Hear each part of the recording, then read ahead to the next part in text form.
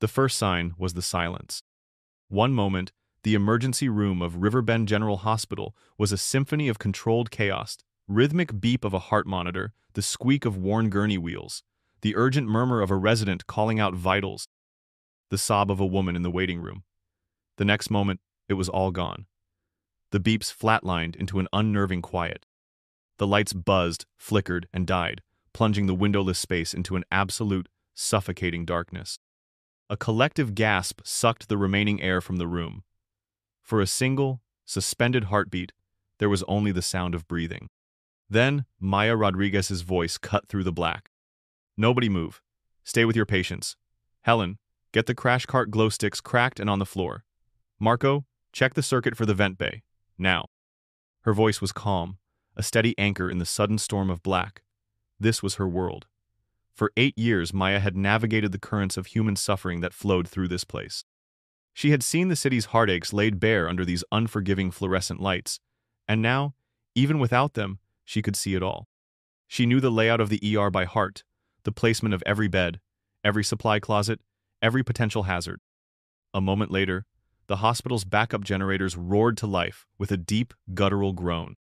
The lights flickered back on, but they were weak, a sickly, jaundiced yellow that cast long, dancing shadows.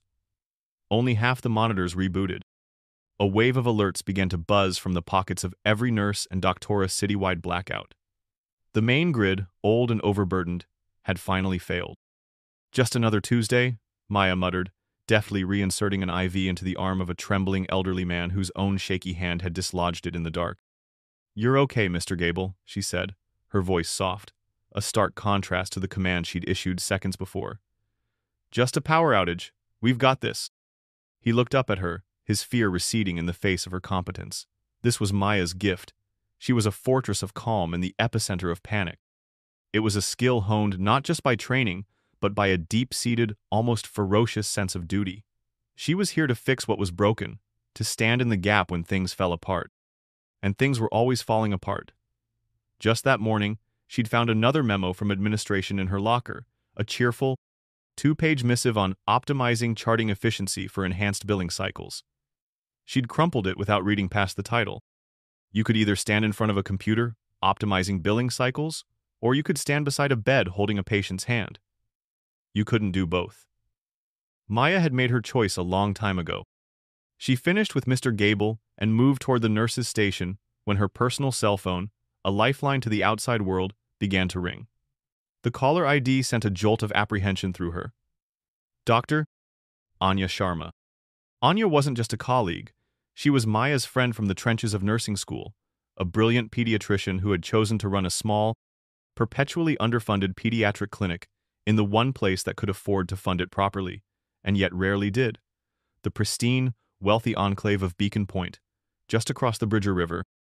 Maya stepped into a supply closet for a semblance of privacy, the smell of antiseptic and sterile gauze filling her nostrils. "Anya, what's wrong?" "Maya, thank God." Anya's voice was thin, stretched tight with a panic that was utterly alien to her normally cheerful demeanor. "Our generator, it's dead. The fuel line is shot. I have 5 PEDS oncology patients, Maya." Maya's blood ran cold. Pediatric oncology. The 3 most terrifying words in medicine. "Okay, Anya, breathe. What do you need?" "The vantromycetin. The specialized batch. You know the one. We have an outbreak of pseudomonas in the ward. Their immune systems are shot from the chemo. Without that specific antibiotic, and I mean tonight."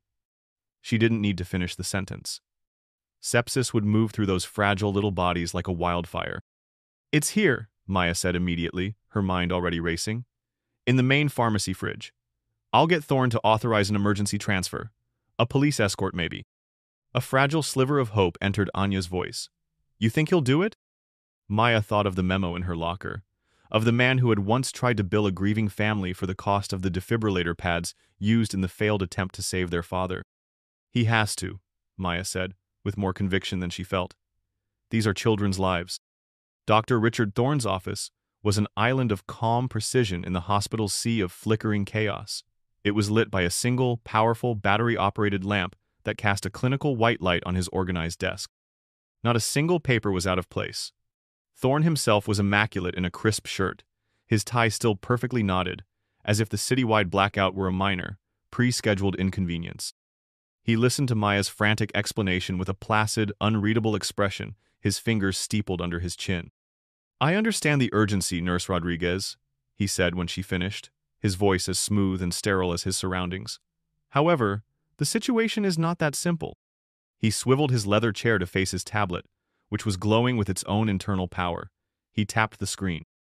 As per the Riverbend Municipal Code, Section 11, B, Subsection 4, a Stage 3 power emergency triggers an immediate and total traffic restriction on all city bridges. The Bridger Memorial is closed. Non-negotiable. Then we get an exemption, Maya pressed, leaning forward. This is the definition of an emergency. We call the mayor's office, the police chief. And what do we tell them? Thorne interrupted, his voice losing a fraction of its placid tone. That we are sending a lone nurse, in the dark, during a citywide crisis, across a bridge that has been deemed structurally unsafe for passage, carrying thousands of dollars of temperature, sensitive, controlled pharmaceuticals? Do you have any idea what our liability insurance premiums look like? The question was rhetorical, but Maya answered it anyway. I have an idea what 5 dead children look like, Richard. Thorne flinched at the use of his first name. It was a breach of the protocol he held so dear. This is not a movie, Rodriguez. This is a multi-million-dollar facility with an insurance policy the size of a phone book. Protocol is not a suggestion, it is a shield. It protects our staff, our resources, and our ability to operate. Deviation from established procedure, no matter how well-intentioned, exposes this entire institution to catastrophic legal and financial risk. There are no exceptions. So we just let them die? We document it in our charts and follow up when the power comes back on? Maya's voice was shaking with a rage she was struggling to contain. My hands are tied, Thorne said, the 4 most infuriating words in the English language. He straightened a stack of files that was already perfectly aligned. We will log the request from Dr. Sharma's clinic. For now, the pharmacy is to remain locked, and all non-essential personnel are to remain on-site. That is my final word on the matter. Maya stared at him. He wasn't a monster. He was worse. He was a cog in a machine, a man who had so thoroughly sublimated his humanity to the rulebook that he could no longer distinguish between procedure and morality. He saw a liability risk. She saw a 5-year-old boy named Leo she had once helped treat, who loved dinosaurs and was terrified of needles. She turned without another word and walked out of his office, the clinical white light at her back feeling like a physical rejection. His final word, fine, but it wouldn't be hers. She walked to a darkened hallway on the 3rd floor, one that overlooked the river. The rain had subsided, and the clouds had parted just enough for a sliver of moon to cast a sickly gray light on the churning black water below. Across that void, Beacon Point was a ghost, a collection of dark, hulking shapes where she knew mansions stood. There were no lights there either, save for one faint, flickering pinprick she knew had to be a candle in Anya's clinic. She pulled out her phone and called her friend. Anya, he said no. The silence on the other end of the line was heavier than any words. Maya could hear a faint, wheezing cough in the background. It was the sound of a clock ticking. My hands are tied. The phrase echoed in Maya's mind, and with it came a sudden, sharp memory. Her own father, gasping for breath in a hospital bed years ago, while a clerk explained that his insurance needed a pre-authorization for the specialist consult, a process that would take 24 to 48 hours. He didn't have 48 hours.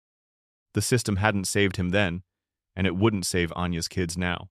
The system wasn't a shield. It was a cage. A cold, hard resolve settled over her, displacing the frantic anger. She ended the call and walked purposefully towards the hospital basement. She knew who she had to see. Frank was a fixture, a man who had been a security guard at Riverbend General since before Maya was born. He was 2 months from retirement, with a weary slump to his shoulders that spoke of 30 years spent watching the hospital's slow decay from a place of healing to a place of business. He sat in the small, cluttered security office, watching a bank of monitors, most of which were now dark. She laid it all out for him. The kids, the medicine, Thorne's refusal. She didn't ask for his help directly. She just told him the story, her voice low and steady. He listened, his gaze fixed on the single camera feed that still worked, the one pointed at the main pharmacy door. He rubbed his tired eyes and sighed, a sound that seemed to come from the very depths of his soul. "Thorn's a piece of work," he said, not looking at her. "Always has been. Worried about the silver, never the plates." He tapped a finger on his monitor. "You know, in about a half hour, the backup generator for this camera server is scheduled for a manual reset cycle, part of the emergency protocol. Takes about 5 minutes for it to reboot completely. Whole system goes dark. The logs would just show a power-related glitch, a lot of those tonight." He still didn't look at her. He reached into his pocket and pulled out a ring of keys, sliding one off. It wasn't a key. It was a gray plastic key card. He slid it across the worn linoleum of the desk. "That's the old MasterCard. I was supposed to turn it in last week when they issued the new ones, but my memory isn't what it used to be," he mumbled. "Don't lose that. It's a pain to replace." Maya picked up the card. It felt heavy in her hand, heavy with the weight of his trust and her decision. "Thank you, Frank." "I didn't do anything," he said, finally turning his gaze to the monitor. "Just telling you about our emergency protocols." 30 minutes later, the single working monitor in the security office flickered and went black. Maya's heart hammered against her ribs as she swiped the card. The lock on the pharmacy door clicked open with a sound that seemed to echo through the silent hospital. She slipped inside, her small flashlight beam cutting a nervous path through the rows of shelves. She found the refrigerated unit, its own digital thermometer blinking a dangerously high temperature. The hospital's failing generators were taking their toll. She worked quickly, her hands sure and practiced, pulling out vial after vial of the precious vantromycetin and packing them carefully into an insulated cooler bag she'd taken from the ER, surrounded by cold packs that were already beginning to weep condensation. Every sound was magnified: the crinkle of the bag, the soft clink of glass on glass, the squeak of her own rubber-soled shoes on the tile. It was a 5-minute window. A lifetime. She got the bag zipped, slung it over her shoulder, and slipped back out into the hallway, pulling the door shut, just as she heard the faint whir of the camera's motor rebooting behind her. She didn't look back. The streets of Riverbend were a different world. The familiar city was gone, replaced by an alien landscape of black glass and concrete canyons. Without streetlights, the buildings were menacing, monolithic shapes silhouetted against a bruised purple sky. Her world shrank to the 10-foot circle of light cast by her flashlight. The silence was unnerving, broken only by the mournful howl of the wind whipping through the streets and the distant, lonely cry of a siren. It felt like walking through a graveyard. She clutched the strap of the cooler bag, its weight a reassuring presence. This was real. The rest, the rules, the memos, the liability, was just noise. She was 2 blocks from the riverfront when the world exploded in light. A police cruiser, its headlights on high beam, swung around a corner and screeched to a halt, pinning her in its glare like a startled animal. A figure emerged from the driver's side, a tall silhouette against the blinding light. "Police, don't move!" Maya froze, her hand instinctively tightening on the bag. The officer who approached was young, his face taut with the self-importance of a man given a sliver of authority in a crisis. His name tag read Miller.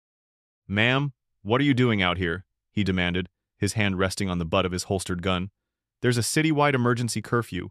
You need to go home now." "Officer, I'm a nurse," she said, trying to keep her voice steady. She held up her hospital ID. "I have life-saving medication. I need to get it to a pediatric clinic. Children are at risk." Officer Miller shone his flashlight on her ID. Then on the cooler bag, his expression unchanged. "I'm sure you do," he said, his tone dismissive. "Everyone's got a story tonight. Everyone's got an emergency. The bridge is closed, the river's off limits. I don't make the rules, I just enforce them. It's for your own safety." This was Thorn all over again, but in a different uniform. Another brick in the wall of procedure. Frustration, hot and sharp, flared in Maya's chest. "Do you have children, Officer Miller?" she asked, her voice dropping. He looked taken aback. "That's not relevant." "It's the only thing that's relevant," she shot back. "There are 5 kids in that clinic. Their names are Leo and Sarah and Marcus, Eva and Ben. They're between 5 and 8 years old. They have cancer, and right now an infection is spreading through their bodies that will kill them by morning if they don't get the medicine that's in this bag.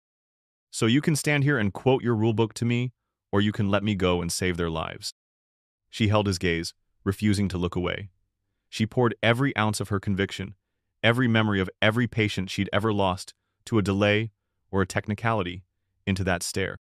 For a long moment he just looked at her, his jaw tight. She saw a flicker of something in his eyes. Doubt, maybe. Humanity? His radio crackled to life with a burst of static and a call about a looting incident on the west side. He used the interruption as an out. He turned away from her, breaking the intensity of the moment. "Stay off the main roads," he grumbled without looking back. "And I never saw you." He got back in his cruiser and drove off, leaving her once again in the oppressive dark. She took a deep, shuddering breath, the relief mixing with a bitter anger that it had come to that. The riverfront was a mess of debris washed up by the storm. The Bridger Memorial Bridge was a colossal black skeleton, its entrance blocked by 2 empty police cars, their lights off. There was no way across. Maya moved down the bank, her flashlight beam dancing over the muddy ground. She knew this area. As a teenager, she'd come here sometimes to escape the city noise. There used to be an old public access dock, long since fallen into disrepair. She found it, or what was left of it, a few rotting planks and a rusted metal post. And chained to the post was a miracle, a small, battered aluminum rowboat, half filled with murky rainwater. The lock on the chain was old and pitted with rust. There was no key. Maya looked around, her light landing on a large, heavy rock half buried in the mud. It would have to do. For 10 minutes, she slammed the rock against the lock with all her strength. The noise was shocking in the silence, a series of dull, metallic thuds that echoed across the water. Her hands were scraped and raw by the time the rusted hasp finally gave way with a groan of tortured metal. She tipped the water out of the boat and carefully placed the cooler bag on the center seat. The boat shifted precariously as she climbed in. The wooden oars were heavy and slick with damp. Pushing off from the shore, the boat slid into the black water, and for the first time that night, a sliver of real fear touched Maya. The river was a living thing. The current, swollen by the storm's runoff, was strong and fast, immediately grabbing the small boat and pulling it downstream. The wind was a low moan in her ears. She was not a rower. She fumbled with the oars, trying to find a rhythm. Her strokes were clumsy, uneven. The muscles in her back and shoulders, already tired from a long shift, began to scream in protest. Blisters formed on her palms, then broke, the sting of the raw skin against the rough wood making her gasp. The darkness was disorienting. She couldn't see the other side. She could only aim for the general direction of Beacon Point, for that single brave pinprick of candlelight she'd seen from the hospital window. That light was her compass. "Leo, Sarah, Marcus, Eva, Ben," she whispered, the names a mantra timed to her clumsy strokes. "Leo, Sarah, Marcus, Eva, Ben." The current fought her every inch of the way. A large piece of driftwood, invisible in the dark, slammed into the side of the boat, nearly tipping it. Cold river water splashed over the side, soaking her jeans and chilling her to the bone. She cried out, a small, sharp sound that was swallowed by the vastness of the night. But she didn't stop. She dug the oars into the black water, her body fueled by a primal mixture of adrenaline and righteous fury. Fury at Thorne and his protocols, at Miller and his curfew, at a system that would let children die to protect itself. With every pull, she was fighting them all. She was rowing against indifference. It felt like an eternity, a lifetime spent in a small metal boat on a vast, hostile sea. Her body was a symphony of pain, but then, through the haze of exhaustion, she saw it. The shoreline. Not the muddy bank of Riverbend, but a manicured lawn sloping down to a private stone dock. With a final, desperate burst of strength, she guided the boat towards it. The aluminum hull scraped against the stone with a sound that was sweeter than any music. She had made it. She practically fell out of the boat, her legs trembling and weak. She grabbed the cooler bag, her lifeline, and stumbled onto the dock. A figure ran towards her, a flashlight beam bobbing in the dark. "Maya!" It was Anya, her face pale and streaked with tears in the flashlight's glow. "Oh my God, Maya! I saw your light! I can't believe you did this!" Maya couldn't form words. She just thrust the cooler bag into Anya's hands. "Let's just get this to the kids," she managed to rasp. They didn't speak as they hurried into the clinic. Inside, it was a scene from another century. The space was lit by flickering candles and the eerie green glow of medical-grade glow sticks that Anya had taped to the walls. In the small ward, 5 little forms were sleeping fitfully in their beds. Working together with the silent efficiency of trained professionals, they prepped the IVs. Maya's hands, though blistered and trembling, were steady as she found a vein on 5-year-old Leo's tiny arm. As the first drops of the life-saving antibiotic began to flow from the bag into his body, a profound sense of peace washed over Maya, extinguishing the fire of her anger and exhaustion. One by one, they hooked up all 5 children. The immediate crisis was over. The medicine was delivered. The children were safe. The adrenaline that had sustained Maya for hours vanished all at once, leaving behind a bone-deep weariness that was heavier than anything she had ever known. Anya led her to a small, cluttered office, and Maya collapsed into a worn armchair. She was asleep before her head hit the backrest, the image of the IV drip a final, comforting thought in her mind. She was jolted awake by a sound, a noise so loud, so aggressive, so utterly out of place that for a moment she thought she was dreaming. It wasn't a siren or an alarm. It was a horn, a deep, chest-rattling blast, followed by another and another, until the air was filled with a deafening, celebratory cacophony. Sunlight was streaming through the office window, bright and harsh. Maya blinked, disoriented. How long had she been asleep? She stumbled to the window, Anya joining her, her face a mask of confusion. And then she saw it. The view was breathtaking and utterly obscene. The river, which had been a black, treacherous void just hours before, was now a dazzling sheet of sapphire blue under the morning sun, and it was crowded. Not with debris, but with at least 30 sleek, gleaming white yachts, their chrome fixtures glinting, their sails pristine. On the polished decks, men and women in crisp white shorts, polo shirts, and designer sunglasses mingled, holding glasses of champagne.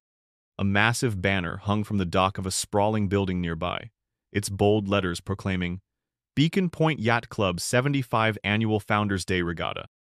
The honking was the signal, the start of their race. Maya stared, speechless. The sheer, staggering disconnect between her night of desperate struggle and this scene of frivolous, extravagant leisure was like a physical blow. The sound that represented her victory, the horns of a triumphant arrival, was for them just the starting pistol for a game. A young man with a press badge and a camera, clearly there for some puff piece on the regatta, noticed the 2 women standing dumbstruck outside the clinic. He ambled over, looking for a bit of local color. "Morning, ladies. Quite a day for it, huh?" he said cheerfully. Before Maya could answer, another man strode towards them from the direction of the yacht club. He was handsome in a severe way, with tanned skin, perfectly coiffed hair, and an air of effortless superiority. This was Preston Vanderholt, the commodore of the club. He was annoyed that the reporter's attention had been diverted. "Come on, pal, the real story is over here," Vanderholt called out, gesturing with his champagne flute. "A tradition of excellence. 75 years. He glanced dismissively at the small clinic, a benign tumor on the face of his perfect community. "Don't worry about this place, they're always having some sort of drama. Probably their generator again. You'd think they'd have the foresight to maintain their equipment." He then turned to a group of friends on the deck of the nearest yacht, his voice carrying easily over the water. "Honestly, the noise complaints from this clinic are getting ridiculous. Kills the property values, you know?" The words hung in the air, a monument to oblivious privilege. Maya felt the blood drain from her face, replaced by a surge of ice-cold, clarifying rage. She looked at Vanderholt's smug, untroubled face. She looked at the armada of million-dollar toys bobbing on the water. She looked at the clinic behind her, where 5 children were alive only because she had been willing to break every rule. The reporter, smelling a story far more interesting than a boat race, turned his full attention and his microphone to Maya. "Excuse me, miss?" he asked, his tone suddenly serious. "What did he mean, drama? What happened here last night?" Maya took a deep breath. She looked straight into the camera lens, the entire, infuriating, beautiful, terrible night coalescing into a single point of focus. And she began to speak. The story hit the internet like a match on gasoline. The local news station uploaded the raw footage. A haggard-looking nurse, her hands visibly raw, her voice hoarse with exhaustion, calmly recounting a story of bureaucratic indifference and a desperate river crossing. It was immediately followed by the clip of a sun-tanned Preston Vanderholt complaining about property values. The contrast was dynamite. By noon, Nurse Rower was the #1 trending topic on Twitter. The story was everywhere. Cable news channels, hungry for a narrative of heroism and villainy, picked it up immediately. Memes of Vanderholt's face were plastered over images of Marie Antoinette. The Beacon Point Yacht Club's Facebook page was inundated with so many angry comments that they had to shut it down. Donations began to pour into Anya's little clinic. Not $10 or $20, but thousands. Tens of thousands. The money came from teachers and truckers, from single mothers and retired factory workers, from people all across the country who saw in Maya's story a reflection of their own frustrations with a system that felt rigged, a world where the struggles of the many were ignored for the comfort of the few. Preston Vanderholt was forced to hold a press conference. Standing in front of his pristine yacht club, he read a stilted, lawyer-approved statement about being taken out of context and how the club was a pillar of the community. The public didn't buy it for a second. His company's stock ticker, displayed on the news chyron below his face, showed a precipitous drop. Back at Riverbend General, the storm had reached Dr. Thorne's office. Maya stood before his desk, the termination letter already sitting there, a crisp, white rectangle of condemnation. "You stole hospital property," Thorne began, his voice shaking with fury. "You violated a citywide curfew. You endangered yourself and exposed this hospital to a level of legal jeopardy that is, frankly, unprecedented. You broke every conceivable protocol." Maya stood tall, unafraid. "And I saved 5 children," she said quietly. "Which protocol covers that?" Thorne opened his mouth to deliver the final, firing blow, but was cut off by the buzzing of his private line. It was the chairman of the hospital board. Maya watched as the color drained from Thorne's face. She only heard his side of the conversation, a series of stammered, defeated phrases. "Yes, sir, I understand. The optics are challenging, yes, a hero, a public hero. But the protocol, sir, the established—" "Yes, I see. I will handle it personally." He hung up the phone, a man utterly defeated, not by her argument, but by the tidal wave of public opinion. The hospital's largest donors, the ones who sat on charitable boards and cared deeply about their public image, had seen the story. They had made their calls. The system was bending. 2 days later, 2 press conferences were held. The first was at Anya's clinic. A humbled, ashen-faced Preston Vanderholt, flanked by a somber delegation from the yacht club, presented Anya with a comically oversized check. The donation was enough to build a whole new wing for the clinic, with state-of-the-art equipment and a backup generator that could power a small city. Maya and Anya accepted it with polite, unsmiling grace. The second was in the lobby of Riverbend General. Dr. Thorne stood at a podium, Maya by his side. With cameras flashing, he was forced to publicly commend Nurse Maya Rodriguez for her extraordinary bravery and unparalleled commitment to patient care. He then announced, through gritted teeth, the formation of a new emergency directive, a procedure for bypassing specific red tape in catastrophic events. He announced that the board had insisted on naming it the Rodriguez Protocol. For Thorne, it was the ultimate humiliation. For Maya, it was a strange, hollow victory. She hadn't set out to change the system. She had just set out to save 5 kids. A week later, the media frenzy had moved on to its next target. The donations were being processed, and construction was being planned. The world, for the most part, had gone back to normal. Maya wasn't at a meeting or giving an interview. She was back at the clinic, not as a hero, but as a nurse. She sat in the clinic's small, sunlit recreation room. Across from her, a little boy with thinning hair and bright, curious eyes was focused intently on a piece of paper, a box of crayons scattered around him. It was Leo. He was pale and still weak, but the infection was gone. He was going to be okay. He finished his drawing and pushed it proudly across the small table. Maya picked it up. It was a child's drawing, simple and perfect. A smiling stick figure with a nurse's cap on her head was sitting in a small, lopsided boat. She was rowing across a dark blue, wavy river. On the other side of the river was a square house with a big red plus sign on it, and above the nurse, in the dark sky, the sun was shining. Maya looked at the drawing, at the earnest, crayon-drawn sun shining in the middle of the night. A genuine, warm smile finally broke across her face, the first she'd felt in a week. This was the reason. This was the reward. It wasn't the fawning news reports, the forced apologies, or the protocol named after her. It was this small, precious piece of paper. It was the quiet, undeniable truth that she had stood in the gap, and she had held. The memory of the yacht horns, that jarring, insulting blast of privilege, was already a fading echo. It was replaced by the quiet peace of this room, the soft scratching of a crayon on paper, and the simple, profound victory of a sun that someone believed she had put in the sky.